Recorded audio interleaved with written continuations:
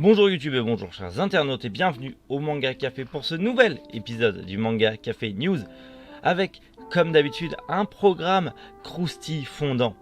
Et on va voir ça avec le sommaire du jour. Un shoujo avec des loups-garous et des vampires chez Kion, une collaboration franco-japonaise pour un manga sur les échecs, les premières images de Sarisa chez Panini, une affiche et une date pour la dernière saison de Fruits Basket, le nouveau manga de Hajime Yamamura, et pour finir, Negi Aruba revient avec un nouveau manga. Manga Café News, c'est maintenant. Les éditions Kion nous montrent les extraits, la première bande-annonce de leur nouveau shoujo fantastique Outsider. Dans ce shoujo, on va suivre l'histoire d'une jeune fille qui va malheureusement se retrouver confrontée à un vampire et à un loup-garou qui ne sont en fait que les patrons de sa sœur.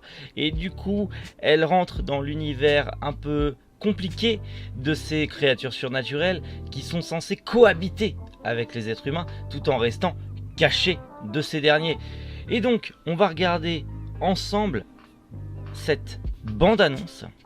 Bon, ça reste du shoujo, mais les dessins sont assez jolis. Alors c'est du shoujo, donc c'est pas forcément à goût de tout le monde, hein, logique. Tout le monde n'est pas fan de shoujo, mais je dois bien admettre que le dessin est propre, le dessin est joli. Et voilà, le premier volume de Outsider sera disponible le 18 février 2021 chez Kion, collection shoujo Kion. Voilà. Donc bon, on sait pas trop encore ce que ça va donner. Bon, il y a un loup-garou, un vampire qui se font la guerre et une nana au milieu. Du Twilight, on sait pas. Mais voilà, pour les fans du genre, un manga sur les échecs. Oui, et en plus c'est une collaboration franco-japonaise, mais pas que. À l'approche de la sortie du tome 3 de Blitz le 26 février, les éditions Iwa ont dévoilé une nouvelle bande-annonce de la série visible ci-dessous. On va la regarder juste après. Pour rappel, ce manga sur les échecs est réalisé en collaboration internationale avec le Japon, les USA, la France et Monaco. Ils sont sur le territoire français, mais ils sont pas français. Ouais. Bref, elle est supervisée par l'un des plus grands joueurs d'échecs au monde, le très connu Garry Kasparov. Et le scénario est basé sur une idée originale de Cédric Bisquet et en collaboration avec Tsukasa Mori au scénario et Daitaro Nishihara au dessin. Des noms que vous connaissez déjà. J'ai pas besoin de vous faire l'affront de vous rappeler qui sont ces personnes, mais regardons cette petite bande-annonce.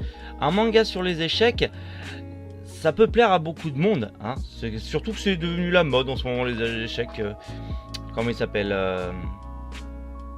la pleureuse, là, je sais plus comment il s'appelle, bref, qui s'est mis aux échecs et qui est en stream quasi tous les jours. Voilà, bon, bah, vous avez les échecs qui reviennent à la mode et vous avez un petit manga sur les échecs en collaboration internationale, mais surtout sur une idée française, créée par un Français. Donc, voilà, Blitz, le tome 3, il y a déjà le tome 1 et 2 qui sont sortis aux éditions Iwa. Donc si jamais ça vous intéresse, si vous aimez les échecs et qu'un manga sur les échecs vous intéresse, vous avez le manga Blitz qui est disponible et le tome 3 qui sort très prochainement. On en avait parlé du manga Sarisa. Eh bien, Panini nous dévoile la première bande-annonce de son nouveau manga Sarisa qui sort très prochainement puisqu'il sort demain le 3 février. Et donc, il est le finaliste du prix du Culture Osamu Tezuka 2020, ce qui n'est pas rien en soi. Et c'est aussi une série signée Miki Matsuda au scénario et Komo au dessin. Elle est en cours au Japon depuis 2017 avec 5 tomes au compteur sous le nom de Yuku Kumo no Sarisa et publiée sur le site web Comic Ryu des éditions Takuya Shoten. L'éditeur promet une histoire d'action se voulant également poétique et mystérieuse et portée par un style visuel mêlant l'épure à un gros souci de réalisme dans les avions et les créatures. On va lire le synopsis. Une mystérieuse créature géante appelée Tensho vole dans la stratosphère supérieure. On ignore d'où elle vient et ce qu'elle veut. Shinobi, une jeune fille choisie pour embarquer à bord d'un avion militaire affrété pour détruire cette chose. Mais Shinobi n'est pas une jeune fille comme les autres. Comme quelques rares enfants dans le monde, elle possède un pouvoir unique lui permettant de se rendre invisible. Seule son mystérieux coéquipier est capable de la voir lorsqu'elle utilise son pouvoir. Juste ça, ça a l'air vachement intéressant. Regardons la bande-annonce, histoire que ça nous fasse un petit peu plus envie. Une menace venue d'ailleurs. C'est Rayquaza quoi en fait. Une lycéenne au super pouvoir. Oui, elle peut se rendre invisible, ça va, c'est pas non plus... Embarqué dans une mission des plus hautes importance. Waouh. Ouais. C'est un mélange entre Rayquaza et une rascasse quoi. Ah, ça peut être vachement intéressant. Ça peut être vachement intéressant. Et donc, disponible demain, le 3 février.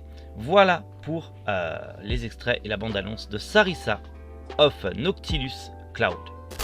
Je ne sais pas si vous aimez Fruits Basket. Personnellement, j'ai apprécié la première saison, le premier animé qui passait sur Cartoon Network quand j'étais ado, quand j'étais jeune.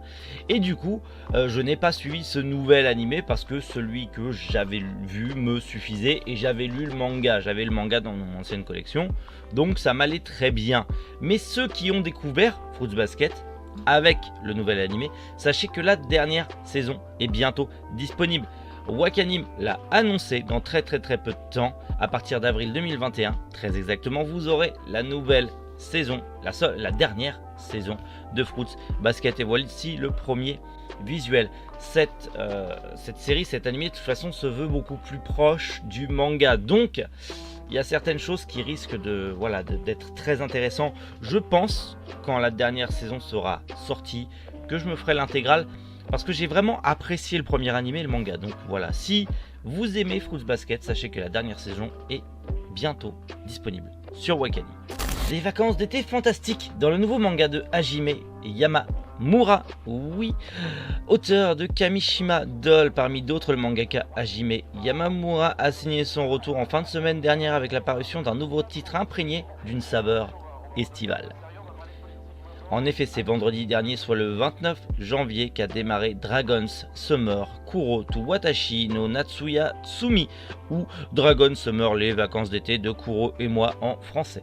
Voilà. Dans l'édition datée de mars du magazine Young King Ours de l'éditeur Shonen Gaosha, à cette occasion, le premier chapitre s'est offert une double page couleur visible ci-dessous, pas de couverture du magazine, néanmoins celle-ci étant occupée par SPOD de Kia Asamiya. L'auteur présente ce nouveau manga comme une aventure de vacances d'été estivale. Nous suivons Isana, une jeune fille qui fera la rencontre de mystérieux Kuro lorsqu'elle reviendra dans sa maison familiale située dans une campagne entourée de lacs. Ça a l'air joli. Et si vous ne connaissez pas l'auteur, peut-être que vous connaissez ses œuvres, puisque dans nos contrées nous avons pu lire Hajime Yamamura pour 3 titres, malheureusement en arrêt de commercialisation. Aujourd'hui, le plus réputé Kamishima Dolls compte 12 tomes et fut proposé aux éditions Kana. À côté, c'est l'éditeur Doki Doki qui a publié les 2 autres mangas de l'artiste, Kamunagara en 11 tomes et Embryon Road en 7 tomes. J'aime bien le visuel, ça a l'air sympathique à voir. Par la suite, on en reparlera bien évidemment dans le Manga Café News pour voir ce que ça vaut, tout simplement. Voilà. Je n'ai pas lu, donc je ne connais pas The Quintessentiel Quintuplette, mais son auteur revient dans le Weekly Shonen Magazine numéro 10 de 2021 avec en couleur l'affiche, le prochain manga qui s'appelle Sentai Daishikaku, le nouveau manga de Negi Aruba. Voilà, donc c'est un manga sur le Sentai. Alors, je ne sais pas ce que vaut cet auteur, je ne connais pas ses œuvres précédentes, mais à suivre, un petit manga sur le Sentai, soit ça peut être extrêmement épique, soit ça peut être très nanardesque, mais très drôle, soit ça peut être complètement nul. À voir, à voir. Et voilà pour l'essentiel de ces news. Oui, c'était un peu, on va dire, court. Il n'y a pas grand chose aujourd'hui. Bah si, il y a quand même des nouveautés. Voilà, vous voyez les nouveautés. C'est les news. C'est le but du format news, c'est de vous présenter tout ce qui sort, les nouveautés, les nouvelles choses. Pourquoi j'ai pas parlé des patates offertes par Burger King suite à vous savez quoi, pour pas spoiler ceux qui l'ont pas vu? Pas parce que je voulais pas spoiler ceux qui l'ont pas vu, je respecte ceux qui n'ont pas encore vu l'épisode de SNK. Voilà, j'en dirai pas plus. Mais sachez que, bordel, ça fait quelque chose et que Burger King offre des patates, on s'encarre un peu l'oignon, sans mauvais jeu de mots. Et avec des lardons et de la crème fraîche, on ferait une super tartiflette. Bref, en attendant, on se retrouve bientôt. De toute façon, pour plein de nouvelles vidéos, on se retrouve aussi demain pour les news du jour. Et demain, on aura les sorties manga, les premières sorties manga de février. Enfin, oui, je sais que vous les attendiez. Eh bien, ça sera demain. Donc rendez-vous demain, 7h du matin, frais et dispo, comme d'habitude. En attendant, prenez soin de vous et passez une agréable journée. C'était Méric. Boujou, les internautes.